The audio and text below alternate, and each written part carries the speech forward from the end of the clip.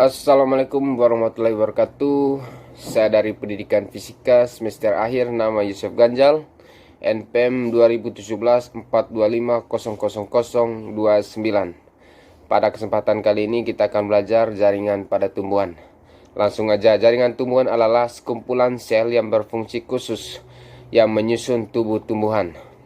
Pada tumbuhan, jaringan tersebut tersusun atas sel-sel yang mempunyai informasi, fungsi, asal, dan struktur. Pada dasarnya jaringan pada tumbuhan ada dua macam, yaitu jaringan meristem, embrional, dan jaringan permanen atau yang disebut dewasa. Jaringan meristem tersusun oleh sel-sel muda sehingga selalu membelah dan belum terdiferensiasi. Berikut ini adalah jenis-jenis jaringan pada tumbuhan. Yang pertama itu jaringan meristem, yang kedua jaringan penyongkong, yang ketiga jaringan dasar, yang keempat itu jaringan pengangkut, dan yang terakhir itu jaringan pelindung.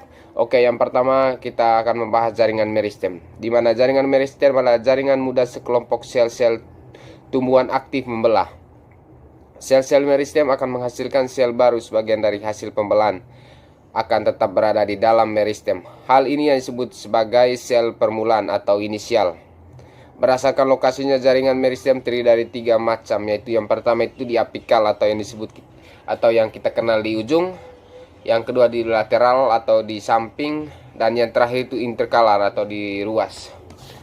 Oke, kita lanjut di ciri-ciri jaringan meristem. Yang pertama itu ukurannya selnya kecil, yang kedua terdiri dari sel-sel muda dan fase pembelahannya dan pertumbuhan, yang ketiga itu sel berdinding tipis, dilanjutkan memiliki nukleus yang reaktif besar, yang kelima itu vakula berukuran kecil, yang keenam banyak mengandung sitoplasma, dan yang terakhir itu sel berbentuk kubus. Oke, kita lanjut di jaringan yang kedua itu jaringan penyongkong. Jaringan penyongkong adalah jaringan yang memberi kekuasaan bagi tumbuhan sehingga mampu berdiri tegak. Jadi seperti namanya, jaringan penyongkong berfungsi sebagai penguat atau penyongkong tumbuhan. Jaringan penyongkong memiliki dinding tebal dan akan berhenti melakukan pembelahan ketika sudah mencapai usia dewasa. Jadi jaringan penyongkong itu akan tidak aktif bila mana tumbuhan sudah mencapai usia dewasa. Jadi dia berfungsi itu ketika usia tumbuhan itu masih kecil.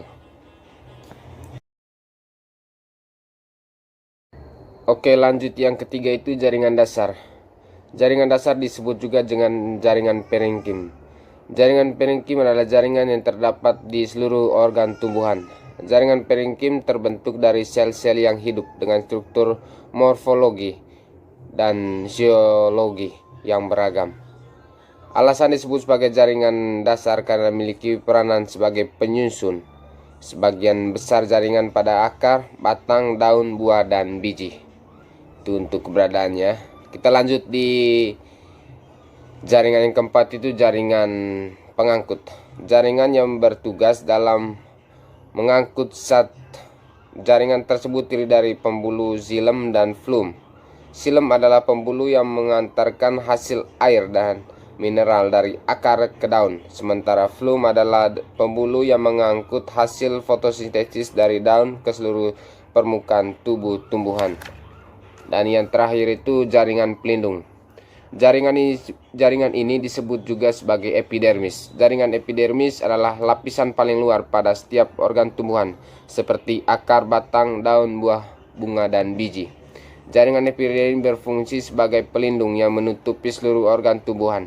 Jaringan epidermis berasal dari protoder. Jaringan epidermis berada di lapisan terluar dan fungsinya untuk melindungi permukaan tumbuhan.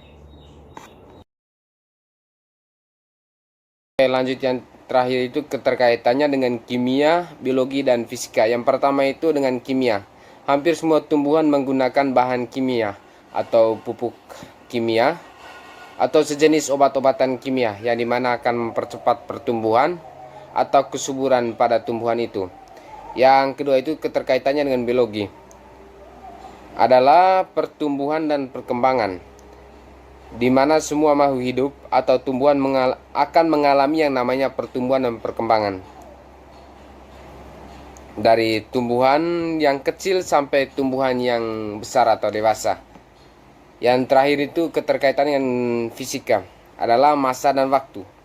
Setiap tumbuhan memiliki massanya masing-masing di mana tak semua tumbuhan memiliki masa atau waktu hidup yang sama.